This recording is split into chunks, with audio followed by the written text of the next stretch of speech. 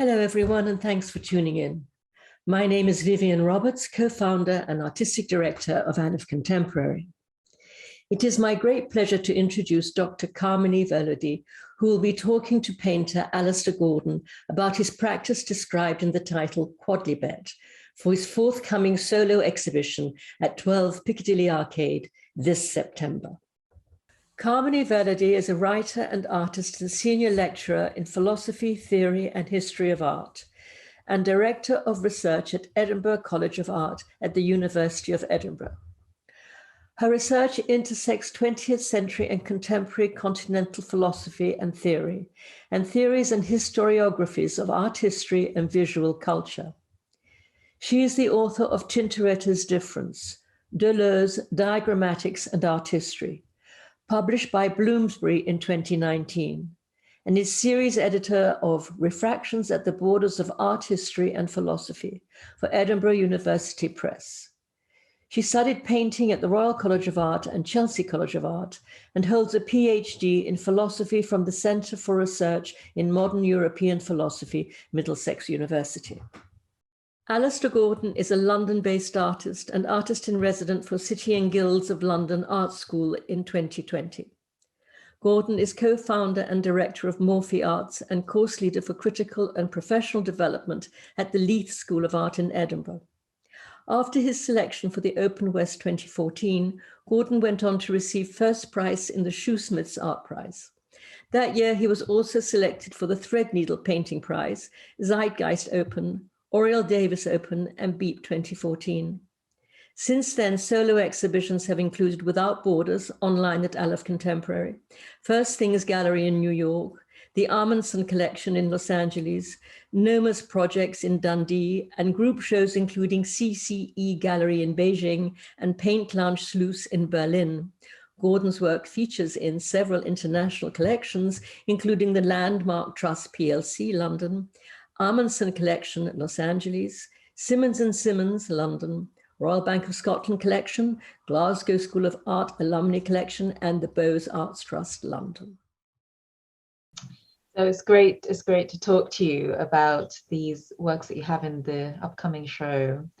And I think we have to start with the title and asking you why this title, Quodlibet. Why have you chosen it?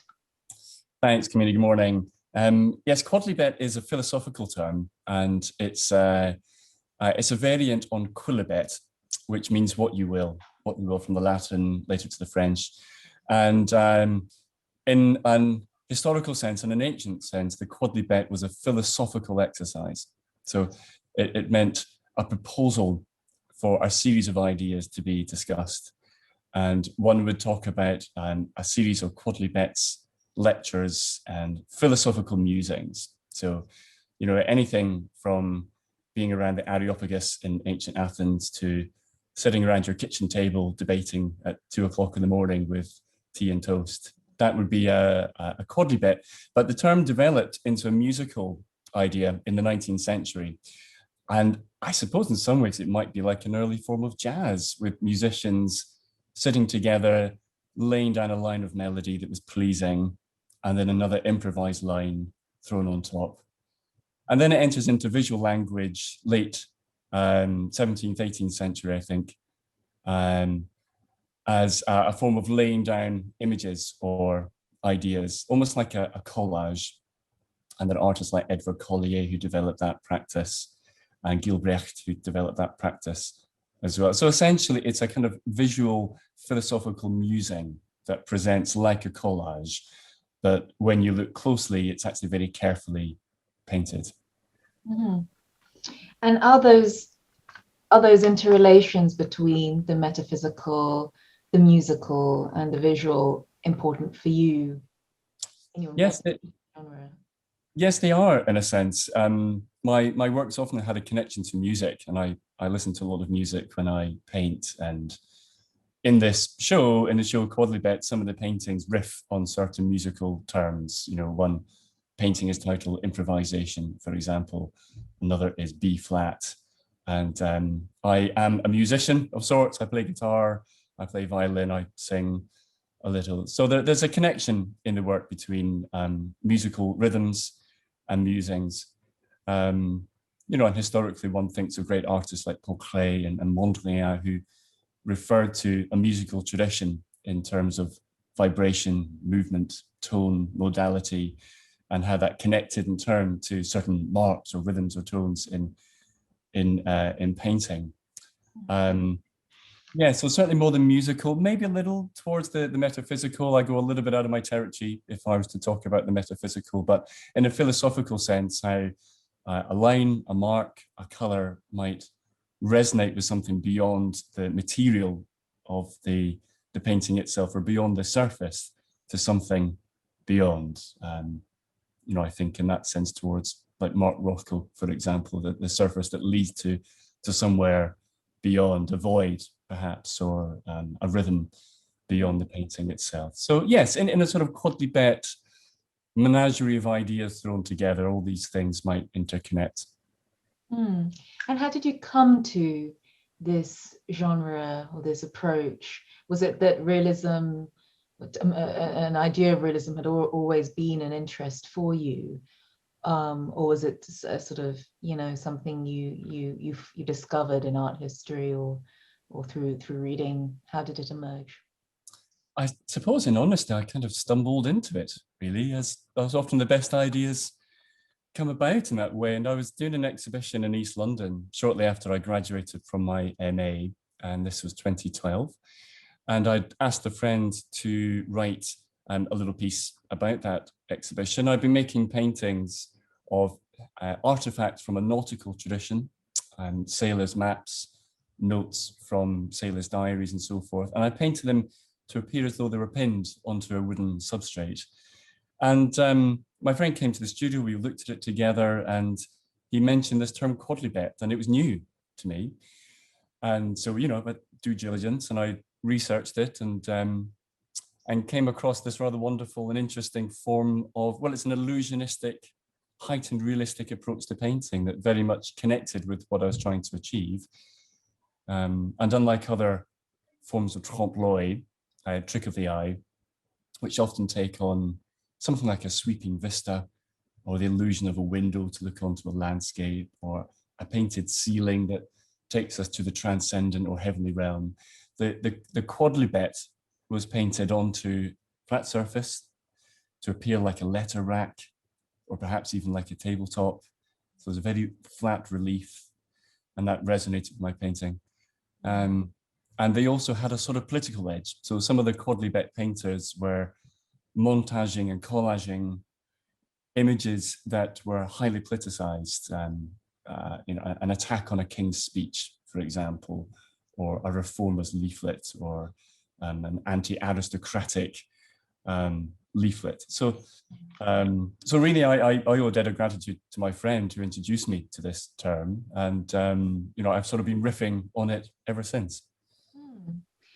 I mean, that's, you know, interesting that it's you know, it has this distinctive place within the genre of trompe-l'oeil, and that as you say, you know, I mean, as I understand it, you know, and do correct me, so the Quodlibet, you know, in the sort of 18th century, you know, northern, really talking about sort of specific groups of objects, domestic objects, often with a relation to letter writing.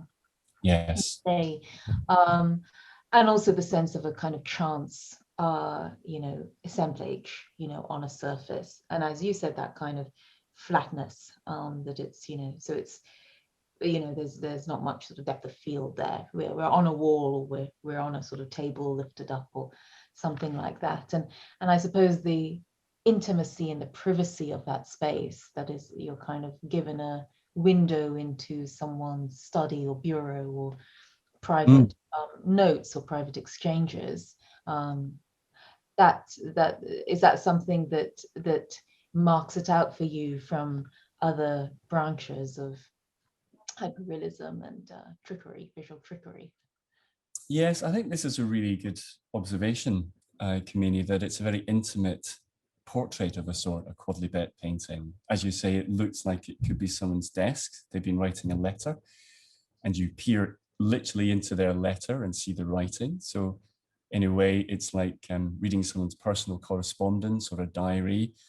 You know, today we all send out our personal thoughts on Twitter and Instagram. You know, we all get to read them, but back then that was a very personal correspondence. So there's something about the intimacy of the Quodlibet painting that is at odds to the larger, perhaps more bombastic scale of the other forms of trompe l'oeil, that mural painting taking over a whole wall, for example, or as I was talking about the ceiling, then one thinks about, you know, those wonderful paintings, particularly in Rome, in the Jesuit church in Rome, where you look up to a transcendent realm and the illusion of a dome above you, and you know the effect of that trompe l'oeil is to really put you in your place. You know, you sit underneath the power of the realm above you, and you know where your station is.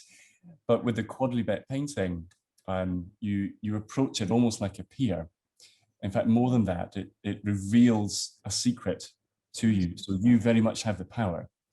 And I think within the realm of the trompe l'oeil, you know, Quodlibet is distinctive in that it gives the power, the presented power is to the reader, the viewer, rather than to the artist or the commissioning body of the trompe l'oeil. So I think for that presents itself to me in a more contemporary sense, you know, as we think about perceptions of power, particularly in painting and in images and so forth. And that for me is a very interesting kernel of Quodlibet that takes it into a more of a contemporary conversation.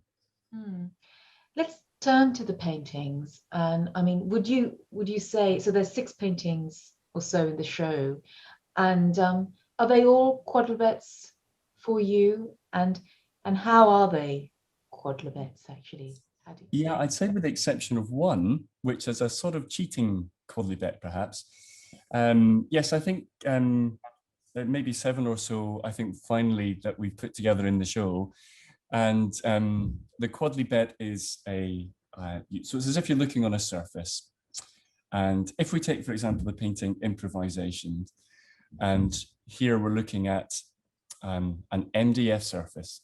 So it looks a little bit like perhaps a drawing board that you might encounter in an artist studio. And on top of that, we have the illusion of paintings that look like they're halfway through, perhaps various levels of completion. They appear to be taped with masking tape, cream color, yellow. And then there's the representation of an olive branch and notes and various other artifacts. Now this in a way is almost a kind of classic rendering of Quodlibet, you know, stuff that appears to be taped or pinned onto a surface. And most of the paintings follow that trajectory and that rhythm. It's worth saying that for those who are new to my work that everything on the surface is painting. It feels almost embarrassing to say that, but people do ask, is the masking tape painted as well? But it's all painted. But distinctive from that would be the painting titled Bewitching Hour, The Bewitching Hour, which is actually the painting on the back wall here of my studio. So it's quite a large painting, 240 centimeters across. And here we have a different sort of illusion. Here the illusion is as if we're looking through a glass window out into some form of landscape.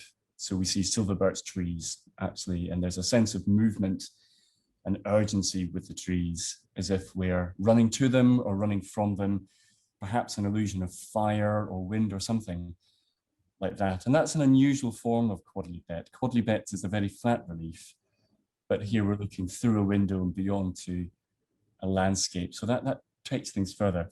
But at the same time, there's the impression of drawings, A4 pieces of paper, tape, perchance even my studio cat, Mortimer, who's there trying to pull down a piece of tape that looks like it's been put onto the glass surface. So yes, some classic Quodlibet, but then something a little beyond, something more towards the idea of a screen or a glass pane.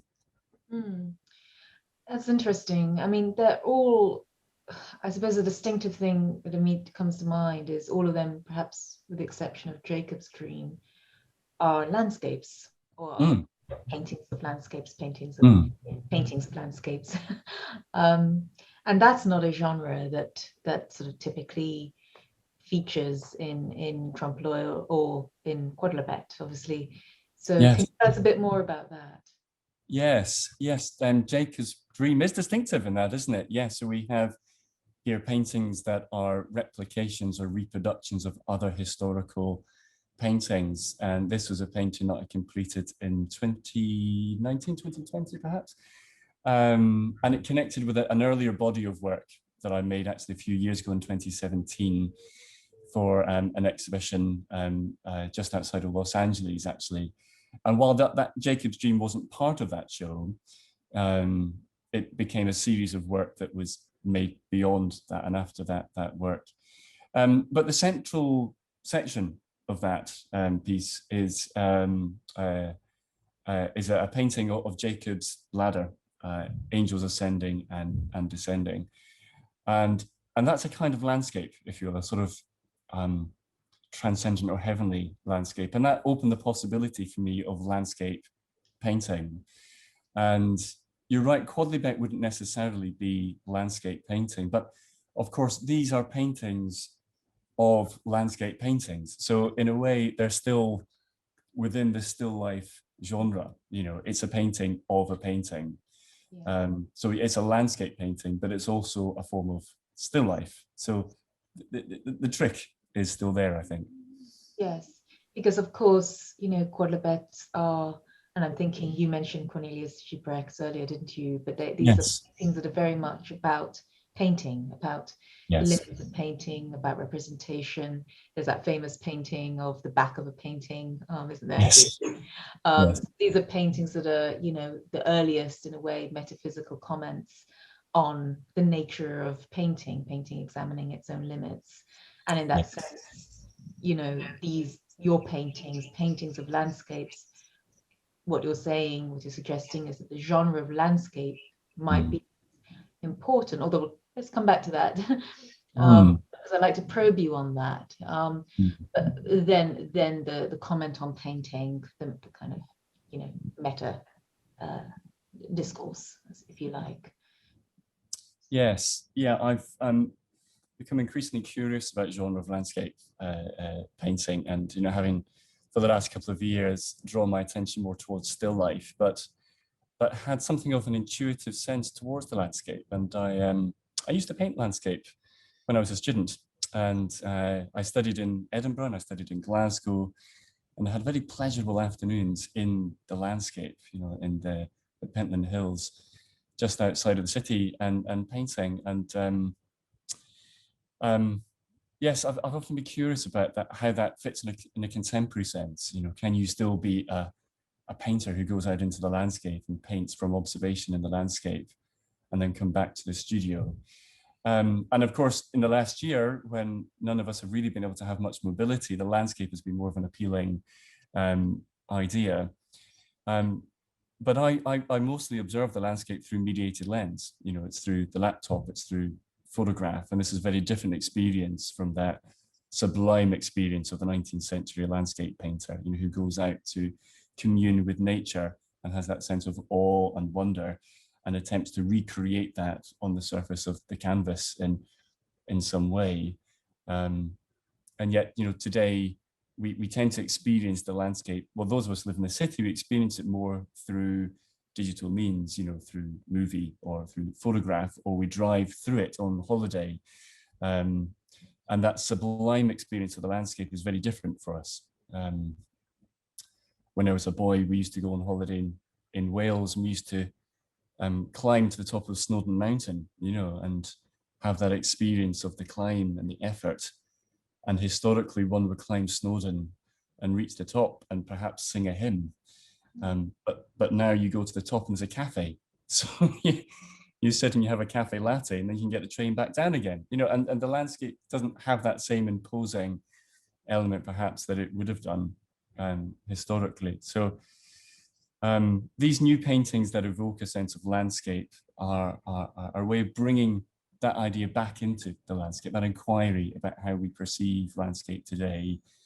I'm a studio painter, but these paintings were made in part through being out and painting on the common, I have a portable easel. I went out for several mornings and painted and drew from observation in landscape, and then brought those material studies back to the studio and painted the observations of the landscape, if that makes sense. So they are both landscape and still life, a reflection on both of those coming together. So they're quite curious hybrid sort of paintings, I suppose. It's interesting, that sort of comment. I mean, you sort of, the notion of inquiry, which takes us back to the dissertation and the sort of, you know, trying to vocalize or you know, argue or test the limits of something through kind of through a discourse on the thing, and whether we name that still life or landscape. But it's interesting then, of course, the other element of the melancholic element there, or the sense of loss, and also the romantic character, I suppose, of this group of paintings here, which is the you know, these are mediated representations of something lost and recovered, lost and represented in a way that one might, you know, I wonder, you know, sort of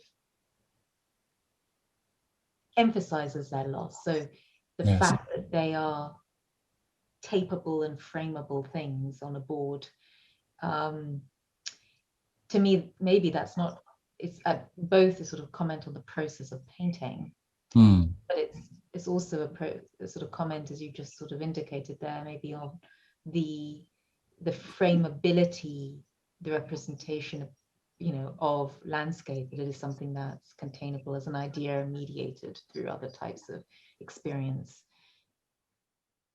Yes, that idea of the loss and the melancholy is, I think that's important, and it relates to the process of painting. As you say, these are paintings very much about the process of painting in itself, and the still life is, you know, it's natura morte, isn't it? You know, dead nature, and the conundrum of when one paints something, the moment you paint it, you know, it is both animated because you are animate when you paint the thing, but when it's complete, it is then still, and it will stay as thus and forever.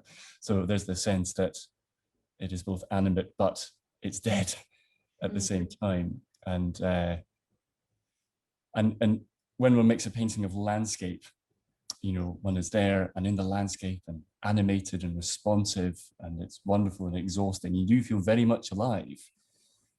But then when it comes back to the studio and it's painted as something taped or pinned onto the board, that quietens down that sense of animation, and there's the loss and the memory and the memento of that experience. I find it hard to articulate. I think that's why I paint it, and why I need people like yourself, Kamini, to painters need writers and philosophers to help us process what we're doing. But for me, there's something very intuitive about the gestural painting that's made in the moment with animation and intuitively, and then what happens when it's painted quietly and still in the studio, where you're listening to the radio and surrounded by comfortable materials. And somehow it sort of oscillates, it flits between being both animated and lamentful and stopping and still at the same time. And I think for me, it's that sort of oscillation, that flitting, how painting can have two things that shouldn't exist at the same time, but somehow they manage to coexist on the surface of painting, both animated and dead, intuitive and realism, that these things somehow coexist together. Yeah, I mean, it's an interesting thing, isn't it, to sort of reproduce, as you say, spontaneity, produce, you know, to reproduce not only experience, like the experience of being immersed in a landscape, but to reproduce the very life of painting. Yes. Which then becomes a comment on its. Yes.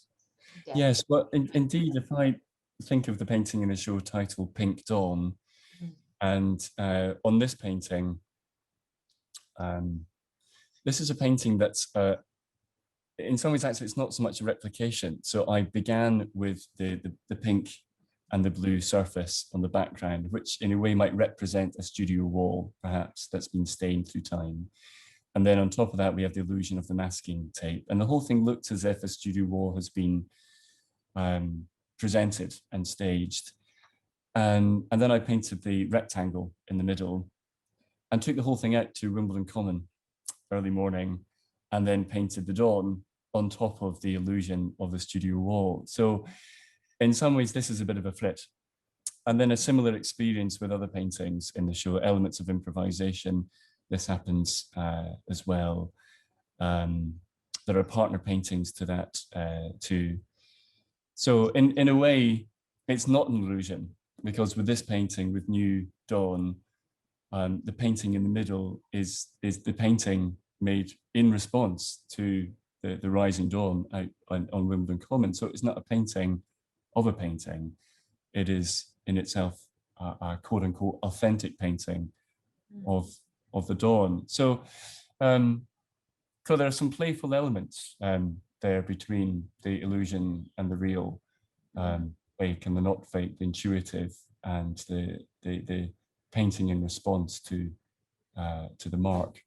It's interesting. I mean, the kind of that constant pull and push of the sort of the joke, the trick, the illusion, and the sincere, the real experience, the limits of the real. I mean, I'm thinking of Baudrillard now, and you know that great essay he wrote on trompe l'oeil, you know, which you know, you know, and he, you know, he always talks again and again about the banality of the objects. But he's talking about still life, you know, he really is. So he's not talking about the Quodlibet, I don't think, but you know, the banality of the objects signaling the, you know, their death, the kind of the moment they're frozen, and therefore, you know, the signal of their absence. I don't remember correctly, but he, you know, he says something about these painted objects as ghosts on an empty stage. They're ghosts because they are signs, they're empty signs of existence that's past, and therefore contained, and therefore representable in a particular way. But it seems that that's not entirely the way, you know, you know, your approach is more complex than that, both in your choice of objects, but also in your investment of your own experience as artists in the world, being in the world. Yes, I remember reading that essay as a student, and the thought of the painting as a ghost. And I think he may also describe a painting like a relic as well, almost like a memento of an event that has happened. And the action of painting is the making of it. And once the action is complete, what you're left with then is the ghost, the relic of both the action of the painting, but also the subject itself becomes the ghost. And I have to say, it was quite deflating as I read it. I was sort of both kind of pumped up by the philosophical possibility of it, but then the thought of, crikey, am I, you know, is the work done then? There was an essay doing the rounds when I was at college by Crimp around the death of painting as well, which in a way dovetailed Andrea's idea that for various reasons, you know, because of digital technology and the invention of photography, the philosophical position of painting, that painting was done. And I don't think Crimp, like Baudrillard, I don't think the intention was for painters to freak out and stop painting as if to say that the work is done, but to find new ways to respond to how painting has emerged and developed and been understood. And so for my part, I suppose this is my contribution to that conversation, a way to find new approaches to painting, understanding both a historical legacy within still life and landscape painting, but not painting as if it's the 17th century. You know, Quodlibet emerged late 17th, 18th century. And some of the artists at work at that time, like Gilbrecht, who we were talking about, you know, make work that I think is remarkably contemporary now. But our part is to do something new, to continue that conversation. And you know, I hope in some small way that these paintings are able to do that. Perhaps they are both the ghost that Baudrillard describes, but also something else. I kind of like the idea that they're more like the undead, that they are reanimated, somehow alive again beyond the ghost. Yeah.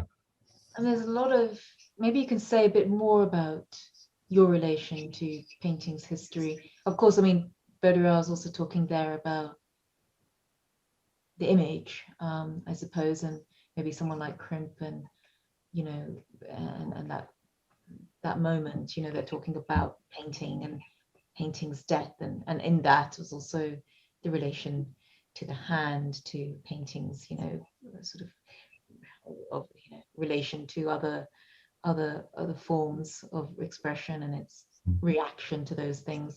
And Baudrillard sort of, I think, was what interests me about that essay is he's focused very much on the imagery, you know, on the content of the image.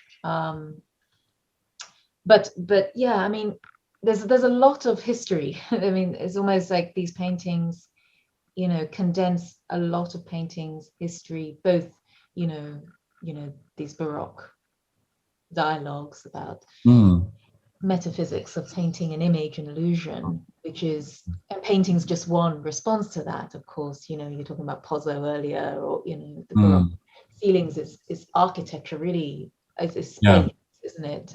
And painting is in some ways you know, you can't dissociate the act of painting from the experience of a more holistic spatial architectural space.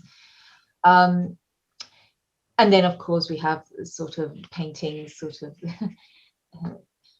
constant sort of back and forth about its own limits in relation to objecthood, and you know, the 20th century in relation to frame, in relation to the painter's studio, the painter's body, the painter's hand, gesture itself.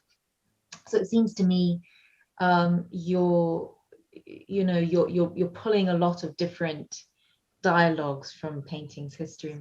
Maybe you could say a bit more about that, what the punctums for you in that history are. Yes, yeah, thank you. Yes, it's interesting, isn't it, how the way that we view a painting is, you know, has changed so much through time, and the way that a painting is manufactured changes. You know, the idea of how an artist, I'm coming to you from my studio now in South London, and if I was painting in the 18th century, I wouldn't be in a studio like this. I don't know where I'd be, maybe a workshop perhaps with lots of people around. I might be working as part of a team of people. I might be the master craftsman, or I might be one of the minions working. And you know, I don't think I'd be making work with such autonomy. You know, I wouldn't have so much autonomy over the kind of painting I'd be making. I might be working to the commission of someone's request, or perhaps as part of a collaborative who are working together with architects and designers to create something together. You know, we've been speaking of, I mentioned that painting in Rome, the Jesuit church, that one looks up and sees the dome. But of course, that painting is made in connection and collaboration with the architect and with designer, and with a commissioning agency, all of whom have their agenda, and all of whom contribute to that full experience of entering into this space. And this is a very different way of encountering a painting to walking around the National Gallery or the Tate Modern or an independent commercial gallery, or indeed the way that most of us would initially see a painting is probably online, you know, and having something that is backlit on a screen and this big, rather than the full experience on a ceiling. You know, all these ways, they change the way that we experience paintings and the way the images function, and the power play at work within that, you know, the power of the artist and the power of the viewer, the commissioning agency, and so forth. So I guess in a way these paintings play with the various ways that images might function today and have functioned historically. Some of the works, in fact, bring in historical paintings. One of them has a little nod and a wink to Caravaggio, for example. On the Bewitching Hour, we see a series of drawings at the top right, and one is of Caravaggio. Another is a painting by Edward Collier, a Quodlibet painter, and another still from the Flemish school, late 17th century. And in a way, they almost appear like grace notes in a piece of music, just notes that support the main activity of the music, or the main activity of the painting. But here these images are presented as though they're drawings, or perhaps they're printouts from a domestic printer, and they're stuck somewhat unceremoniously onto a pane of glass. And the way that one experiences, therefore, these images is very different. You know, the central Caravaggio painting, which would have been painted probably for a private residence. You would have had a private audience with that view. You would have been wealthy to have experienced that painting. And approaching that's very different from the way that I've rendered it, which is a printout from a domestic printer. And when you're done with it, you can scroll up, you can throw it out again. You know, you can use it to kindle your fire, or you can write your shopping list on the back of it. And I wonder how Caravaggio might have felt about the way that we experience that painting now. That's really interesting. I mean, you know, you talk about power, and obviously like the history of imagistic illusions inseparable from power. Talking about, you know, Baroque trompe l'oeil in, you know, in churches, and these great sort of, you know, the power of the church, of course, with power of painting over the other arts, that contest, that battle, and you know, and it's interesting sort of to think about this genre that some might say, you know, has an anachronistic sort of component to it, as maybe having some, is there some sort of critical power or other type of power left in that gesture of you know, of sort of the hypermimetic, or whatever you want to call it. And I was struck there also by what you said about the space being given, you know, that these are paintings going into a gallery space, and we were talking about, well, the power of the gallery, you know, the power of space that's given. And again, talking, you know, thinking about the history of how illusion has been used by painters to subvert and challenge. One way of seeing these paintings is as paintings on a white wall in a gallery space. Yes. Another way of seeing these paintings, and it's hard because we're still looking at them on the screen and the physical show hasn't opened yet. But yes, exactly. Yeah. is to see them in a studio, or to see them on a notice board. Which is a different experience. We talk about immersion.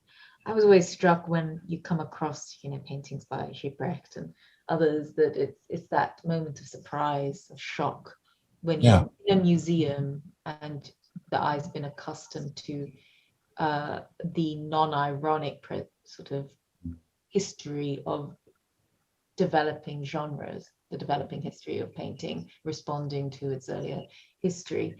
And then you have these almost moments of schism, of shock, which are just a break with that, and a sort of a real, you know, strong subversion, strong joke, with utter seriousness. And the power is in that, is in all the contrast between what's come before and, I guess, in what might come after. Yes, wouldn't it have been wonderful to have been in the room when that Gilbrecht painting was revealed.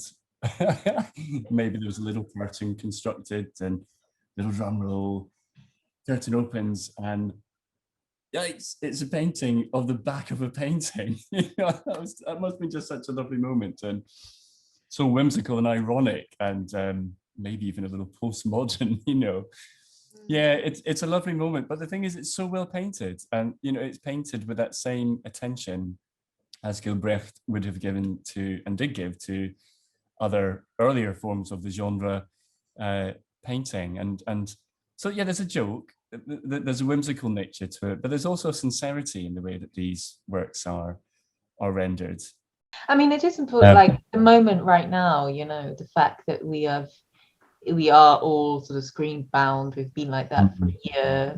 Galleries have been shut. Some of us haven't had access to studios also to make work, and so there is also that kind of sort of revealing. You talked about revelation, the curtain going up. Yeah. Do you think of having a show now, and a show of these kind of works in that way? Is there a sort of potency to the GESÀ? Oh yeah, I certainly hope so. I mean, I feel that sense of expectation in doing a show in the real, and no pressure or anything, but none of us have really had a show in the real for at least a year and a half now. And these are paintings of drawings and sketches I've been making. So in a way, in the last year, I've been making lots of small work, partly, if I'm being honest, for a commercial element, because the larger works have been difficult to sell and exhibit and promote.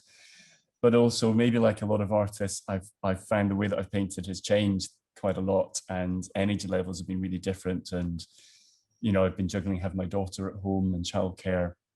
I don't have those same epic, 12-hour days to work on 10-foot canvases, that just hasn't been possible. So I've been making small works on paper and collage works, and then this exhibition in some ways is paintings of those works. It's not the works themselves, it's paintings of the works and paintings of the drawings and paintings I've been making, as I say, out in the landscape. So in some ways it's quite a domestic show, and an exhibition of very mundane everyday objects, little drawings of the landscape and drawings of drawings that I've made and paintings of my cats. But the thing about the Quodlibet is that it affords the opportunity to observe the everyday in this greater sense, in this almost kind of metaphysical sense that there's so much of the wider universe at play in a very small drawing or painting. And even just the very act of making a mark on I do it now in my sketchbook as we talk and I draw, just by making a line in the sketchbook connects with this rich history of drawing and painting and all that involves. And I love that, how a simple mark can be both a mundane, even therapeutic moment, and at the same time resonate with the wider history of Eastern and Western painting. This is the joy and the thrill of being an artist and working in the studio.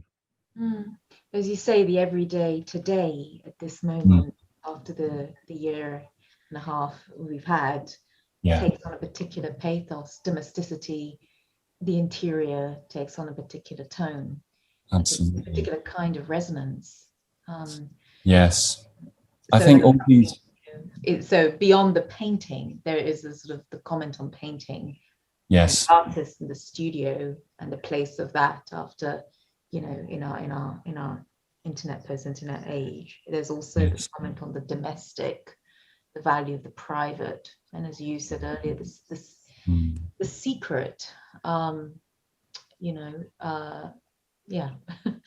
Yeah. No, I think that's absolutely right. I wonder if many of us have felt that sense of greater value in the everyday rhythms of life, and with incapacity to travel, particularly overseas, and to operate in normal ways. The little rhythms perhaps that we've built up, the little rituals. When I come to the studio every morning, I light a candle, I have a meditative moment, I drink coffee, and I didn't intend to have that regular rhythm, but it's become part of the daily rhythm of the studio. And that has become quite an important part of my studio day, as important as stretching a canvas or preparatory sketches. And I wonder if we've seen greater value in, a meal with family or with friends, the regular rhythm of what time we go to bed, what time we wake in the morning. These sort of everyday moments that we've come to observe more in the last year. I think reflectively, when one approaches them as a subject in painting, they can be in themselves a philosophical concern or question about the value of the everyday. We use the word mundane negatively somehow, but I think perhaps we might be able to reclaim it as something quite wonderful, the wonder of an everyday moment. You mentioned scale. So, could you tell us a bit more? I mean, apart from Bewitching Hour that's behind you, and that's a big painting, that's a 2 meter. Yeah. What about the others? Are they all private, small, intimate studies? Yes, and that in some ways, even the big ones are small and intimate, because Jacob's Dream, which is 240 by 120, I think, something like that. That's a big painting to work on, and it takes up most of my main painting wall. But yet inside of that painting are smaller paintings. So you're drawn into an intimate encounter with a replication of a painting that might be a printout or a drawing or a postcard or something like that. So one encounters both the grand scale and the intimate. And the same with the Bewitching Hour, and most of the paintings, I think, operate in that way. So, it's a different experience. When one encounters the large painting, you need to step back, you're a few yards, so there's a distance between you and the painting. You might be invited to come in, and within the genre trompe l'oeil, there's that element that invites you to come forward to see, am I really looking at what I think I'm looking at? Perhaps a piece of masking tape, a paper plane, a cat's claw. You have to come closer to check what you're looking at and see if it really is real. So it's a device to bring you closer. But then also the painting of these smaller replications is equally a device to bring you in. So, I hope that they bring the viewer in. I hope that a kind of larger experience of a painting actually in some ways is demystified as these paintings draw you closer. You have this closer experience. Yeah, that's quite interesting. That sort of, again, there's a slight subversion of the expectation, of a grand gestural painting. You might think that's in the tradition of, sort of certain types of new figuration, like, in the 80s and 90s. But then having that small postcard there is just, it's a sort of little, it sort of takes us, okay, well, it's not just a big gestural abstraction or quasi abstraction or anything, or gestural painting. Are these postcards and ephemera things that are there? Does everything here actually exist? Someone might know. Yes. So are we looking at transcriptions of your, I don't know if transcription is the right word, of your studio? Say when we look at Jacob's Dream. Yes, are the things there? Yeah, I love that question. Yeah, they are. So my process involves printing out a lot of images and ideas, and the substrate, the surface is prepared, whether it's wood or more recently canvas, and then I pin and tape all the printouts onto the surface to find an assemblage, to find a composition that both appears intuitive, perhaps even random, maybe even slightly chaotic, but at the same time there's a sense of cohesion and rhythm, because of my my classical training, so to speak, I can't help but want to look for the compositional devices and a sense of rhythm and harmony in the painting. So they need to appear both randomly assembled, but at the same time, a cohesion and a harmonious assemblage needs to come about. And from there, I'll take photographs of that assemblage, and I'll make drawings of that assemblage. And when I think I've got it right, I bring everything off the painting and then refer back to the drawings and the photographs and then recreate the thing on the surface. But I still keep them around, and a sheet of paper will be taped onto the wall, and I'll be observing the way that the light is falling on the paper and the way that the shadow falls to emulate and to replicate the light conditions of that moment and of that time. So in some ways, they're kind of an odd coming together of both an observational painting of the actual objects that exist, but then at the same time, a memory of the replications and that initial montage, if that makes sense. Yeah, no, that's really useful to hear as well. I mean, Jacob's Dream is interesting because it could be, almost thinking like ARP or something, that sort of just dropping things.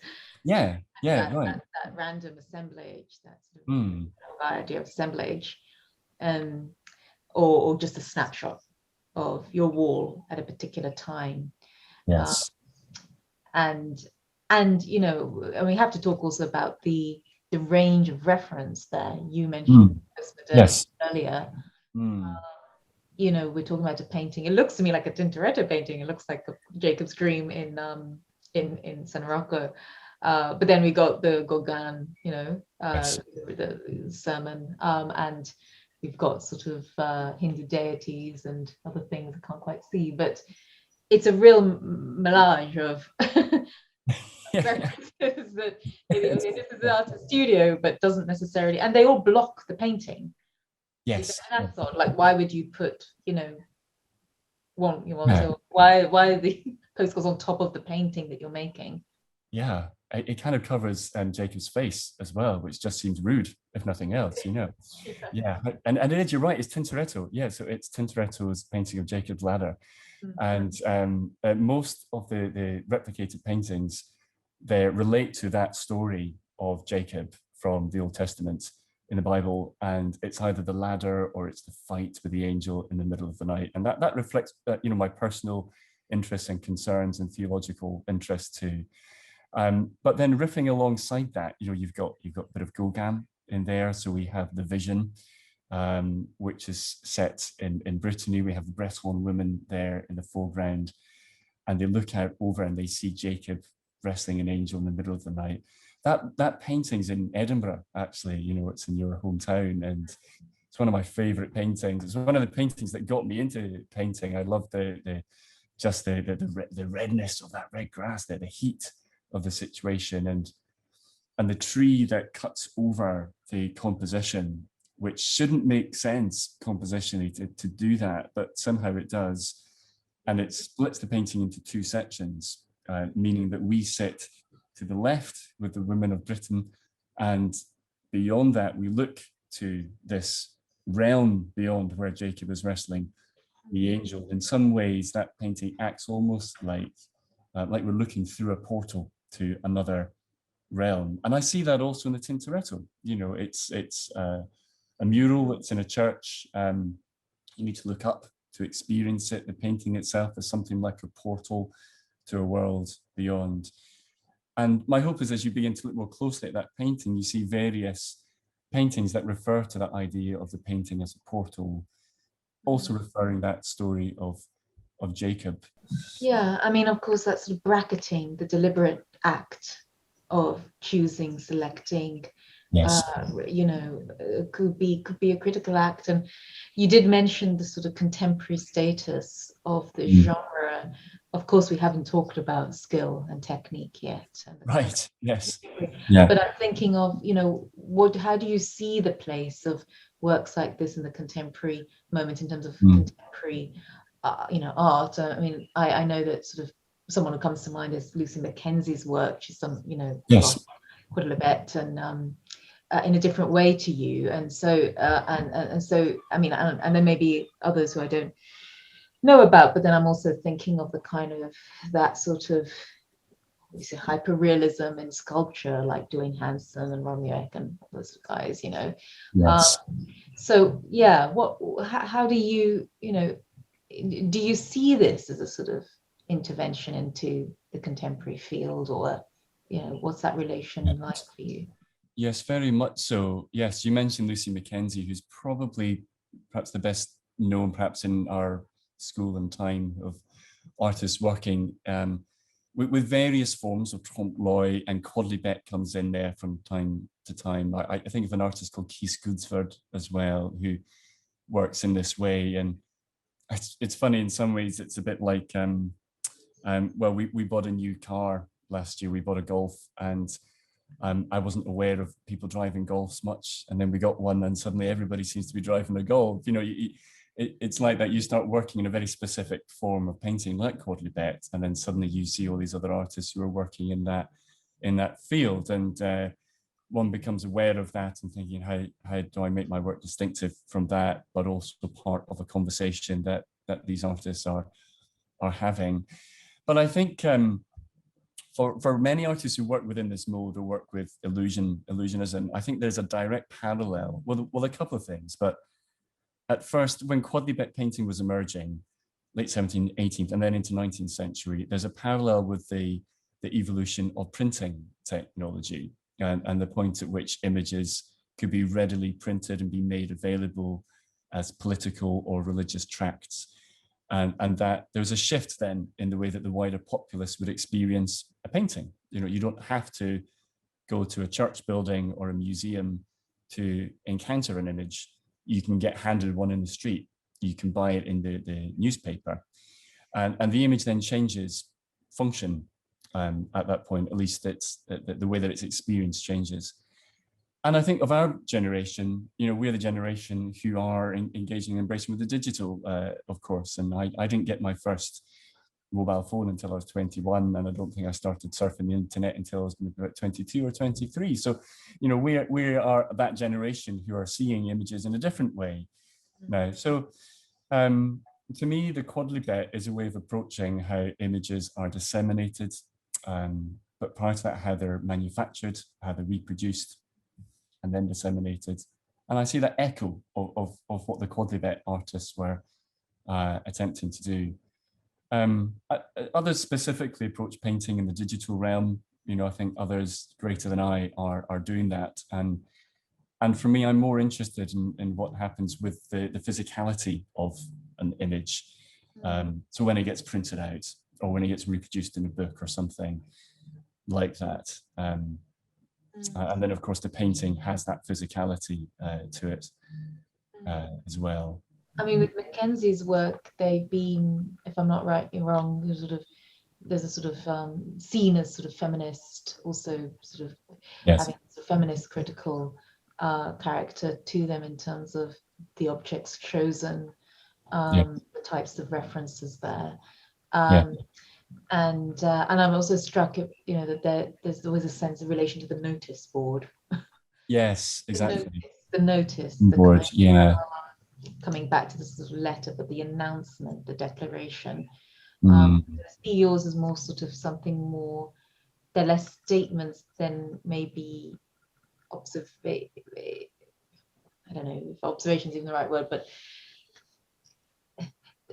they seem less stated as you know, here, look at this. But I have to ask you about the masking tape, and I'm sure others know, because the masking tape, you know, seems to be really crucial, a really crucial aspect of your work, the function, and there's something very distinctive about it. Not about how it's painted, I'm not going to ask you that banal question or anything, but the mere presence of the tape, both as the framing device that is sometimes framing, the device that sometimes is actually the edge, although sometimes it's the broken sign of painting's own internal disruption. So the way the masking tape comes into the painting, you know, on top of the image, Sometimes it's not serving any function at all. So it's like there was an image there, but now it might have fallen off. So he's looking at Jacob's dream again. He strips the masking tape, and they're not attaching anything. They're just there. They're just there. Yes. Yeah. Yes, the masking tape is crucial, isn't it, to the reading of this particular body of work, and it functions very differently to that pinboard scenario that you were describing with Lucy Mackenzie's painting. And you're right, that functions like a notice board, almost like a gentle declaration of intent or idea. There's a politicized action in the pinboard, I think. And this is very different to the masking tape. The masking tape, to me, represents more of the artist process, the way that paintings are made, the way that artists utilize their source materials, the way that the studio works as a manufacturing space for painting. I've yet to meet a painter who doesn't have rolls of masking tape in their studio and little bits of tape stuck around on the wall where pictures have been pinned or drawings have been put up or to-do lists have been stuck up on the wall. So, the masking tape, it represents a sense of the temporal of the working process, the possibility that something's about to be pulled off the surface, or perhaps it's just been stuck down. So these things are at play. But the masking tape is also a proposal. It's a proposition, if you will, when something is taped to that surface and means by saying, here is an idea that we can discuss, something can begin. And, to me, painting is very much about propositions. Let's propose an idea. Let's have some discussion about what might be a possibility. So the tape can afford that. But then, as you describe as well, it's a framing device too. So there are compositional elements. It can be a way of denoting a certain section within a painting. So compositionally, one can put together shape and form that can work. But at the same time, it can be a way of highlighting a certain section of a painting, almost to say, look at this first, here is the section. And in some of these works, including improvisation, we see masking tape around the edge. Likewise, in Through a Glass Darkly, we see tape around the perimeter of the painting, which suggests a frame, but also suggests some kind of work in progress. With this painting, other things are happening as well. That surface presents a bit like a billboard or an old wall, perhaps a working of an old painting that's been reworked and collaged and stripped back and so forth. And there the tapes functions as a way of framing that surface, that proposition. Of course, it just occurred to me that the paintings are never finished. The paintings are finished, but of the representation of the incompletion, maybe of the act and history of painting. Yeah, absolutely. And forever changing their meaning, of course, as they're taken from one context to another context, viewed from one generation to another generation. I think of the way John Berger framed all that, as well, in ways of seeing that as one encounters a painting from one generation to the next, it changes. So they're not dead, they're ever evolving and ever animate as the great history of art continues and the way that paintings are viewed continues. What's interesting is that, of course, when we see paintings digitally, in our image searches, we won't see the masking tape, we won't see the board. Yes. We won't see the blue tack and the bit of olive branch, whatever it is. So those are things that actually maybe have become invisible from that, the kind of incessant dissemination, the technical dissemination of images, the circulation. So to see the masking tape is actually reminds us of a place elsewhere, the place that's not actually part of that circulation. That's a wonderful thought. Yes, that's a lovely way of thinking about the masking tape. I think of an artist, Sylvia Plummick Mangold, who worked, I think, the 70s and 80s, who also employs the illusion of masking tape in her work, and much of her later work is driven by landscape too, and they might appear to be works in process, works that are never finished, or works that might be back to be finished. So it's like you're having some insight into the artist's working process, and in a way, you know, it's a very brazen thing to exhibit a painting that presents itself as unfinished. You know, there's something quite bold about that, but also I think quite humble as well, you know, to present a work as something that's not complete, you know. Yeah. Well, Alastair, I think we've had it's been a really rich conversation, and there's a lot more I want to probe you on, and I think we'll continue talking after this discussion. But maybe we should draw it to close there for now. Yeah. Thank you, Kamini, so much for the conversation and for the opportunity to talk about the painting. It's a privilege for an artist to be able to be interviewed and talk about their work. So I thank you for that, and lovely to talk with you. Thank you.